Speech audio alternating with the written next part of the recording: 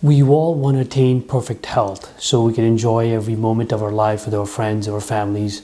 But do we really know the meaning of perfect health? How to achieve it, how to attain it, how to preserve it?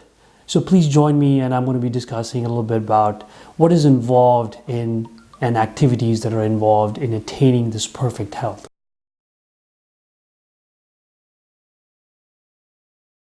The dictionary defines health as being in a state without disease or illness. So let's take a little deeper look at that. If we are without illness or disease, we are healthy. But let's define perfect health or health without disease being at this level. And if we are below here, we are in disease. But if we are above, we are in perfect health. But do we really want to be just as close to that as getting a disease? Meaning, do we want to be in a state where if I do not do things right or eat things right, that I may fall into an area where I have disease, which is where most people are. But we want to be really way above where we are beyond getting any disease or feeling vibrant and feeling live and feeling euphoria. So let's take a look at what is really involved to be at that level.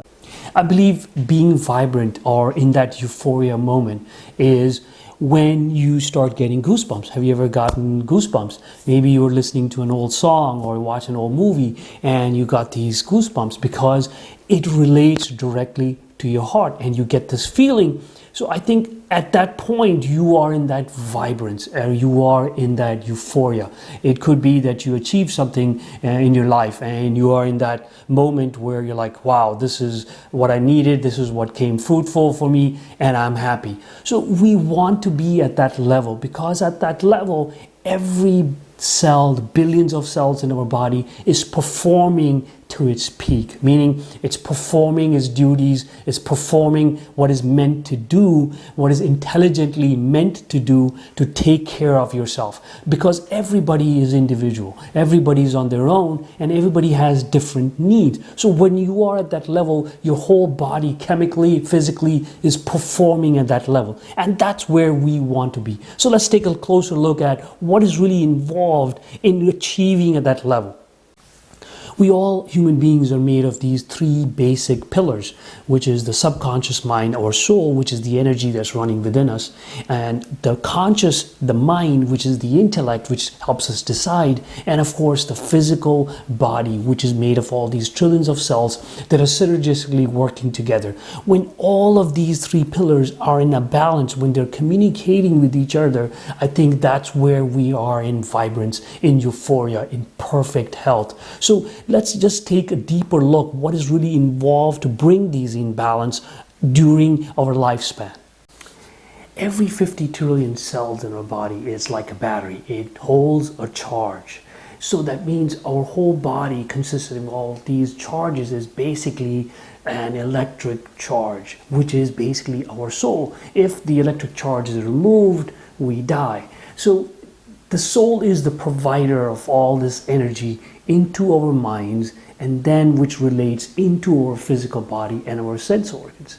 So we have to make sure these systems are working synergistically together, where the energy flow is moving smoothly between these three systems to maintain this perfect health, this perfect euphoria. Now, this energy flow between these pillars can be restricted or it can be abundant depending on us and of course the environment we are in, the people we surround ourselves with, being positive, being negative, or the situations we are in. How do we handle this where they suck all this energy out of us and keep us out of balance, basically out of homeostasis? Therefore, this energy keeps changing depending on the situations. So health is basically not a destination. It's a constant journey where we have to adapt to our situations, the bacteria around us, our thoughts, our environment, so we could adapt. And as we adapt synergistically, we create this vibrance. The more we adapt, the more situation we are in where we are in vibrance, the better the health is, the more we are keeping chronic diseases away within us. So the goal should be How do we understand when these are off and when these are not in balance? And how can we bring them back into balance? Of course, meditation, yoga, doing happy things, being positive, surrounding yourself with positive people. These are the things that will bring these three things: your diet, what you eat, what you breathe, what you drink, what are the people you surround yourself with. So all these things do matter in bringing that perfect health, bringing that perfect homeostasis, and that perfect synergist energy flow throughout our system. Soul, of course, is the first pillar, and it's in the causal plane. It is the life force within us, the God within us. It's the ultimate energy that keeps this body going. Without it, we wither away or we die. It knows exactly what we need for our betterment. It knows exactly what to do. Every cell in the body has this unique or this powerful intelligence where it knows exactly what needs to be done when situations change, when the environment changes. So we have to know how to trust it. Our belief has to be where we trust this fraction of the cosmos that's within us, that guides us. The soul, of course, is the first pillar, the main pillar, which is the ultimate energy within us, the God within us. It's the fraction of the cosmos that's within us that guides us. Without it, we wither away or get cold and we die. It provides every cell of our bodies to know exactly what needs to be done for our survival and to adapt with the different changes that happen in an environment or internally. We have to trust this intelligence. Our beliefs have to be strong that it is within us. The power is within us to heal ourselves of any ailment or issues or diseases that we go through in our lives. We have to have that core belief that this God, that this power, that this ultimate energy is made to guide us, to help us, our individual body in the right way. It will never lead us astray, and it does not fall to any diseases like our mind and our physical body. So it is, and if the only way to listen to this is with silence, solitude, and stillness, which we basically call meditations. So just please have some faith in yourself, faith in your body, faith in every cell that it is able to manage, it is able to control, it is able to adapt to your environment and to your changes. But it does need His help through the mind and what we eat, what we breathe, and what we see through our sense organs. So let's just at least believe in that we have the power to get rid of all the ailments and the illnesses we come across in our daily lives. The second pillar is the mind, which is just in between the soul and our bodies. So it relays the information from the soul to our bodies. It collects all the information through our sense organs and puts them in a memory bank, which is uses later on for us to make the right decisions. It gives us the wisdom, the intellect, where we pick up and we learn and increase our knowledge of our situations, and it helps the body adapt to our environment. So it is very important to calm the mind of all the depression, the anxiety, the sadness, and all the different up and downs of different emotions, so it can relay the information smoothly from our soul, which is the heart, to the mind, and then of course to the body, so we can create perfect actions or do things that are betterment for our bodies. So basically, a positive mind brings positive actions. And the last layer, of course, is our physical bodies. This is where what matters, what we eat, what we drink, what we breathe, and what we eliminate.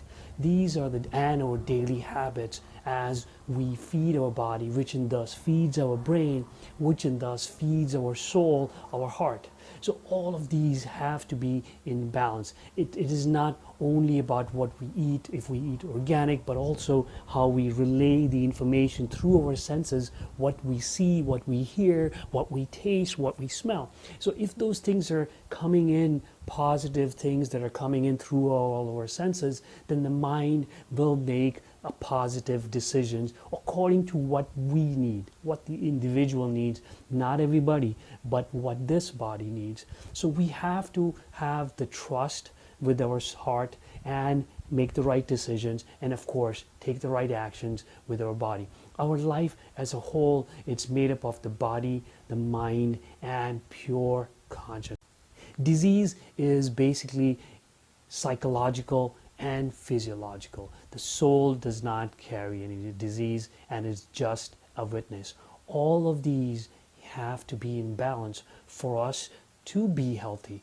But situations change, emotions run up and down. So we have to understand that health is not just a destination, but a journey that we have to go through on a daily basis, and try to pick up these points here and there and understand that we are out of balance either in our minds or in our soul or in our bodies to the decisions we're making, and adjust accordingly. And that, I feel, is perfect and good health. Illness in the mind can affect the physical body, and just like the mind affects the physical body, the changes in your physical body and the chemical imbalances can affect the mind. The body and the mind are never separate. They affect each other. Just like if you are hungry and there is no food in your stomach, you start feeling anxious. You may start feeling a little wheezy. You may start feeling a little bit miserable. And just like if you do not sleep well and you have anxiety, that causes nausea in your stomach. So they both are interrelated. And these both can fall into the diseases. So a nourishing diet and daily routines and a well-balanced emotional mind can give us the strength and the immunity to fight all diseases or any ailments that we encounter in our lives. We all have this innate desire to find our purpose, to find our karma in life, and of course to be successful in every aspect of our life, and also to enjoy what this life and this earth has to give us. We also have, of course, to live longer, to attain anti-aging, and at the end to be with our Creator, the God, and the cosmos. That's why the mind and the body are used or given to us by our Creator as a tool so we can attain these things. So it's not only about just eating organic or taking a supplement or exercising. We have to consider the mind, our perception to things, how we handle things, how we take decisions, and of course our faith, our soul. So please join me, Cosmic Mike, as I unfold these things in my own life, as I find balance between my soul, my mind, and my body, and so I could share these with you. And I wish everyone best of health, prosperity, and happiness. Thank you.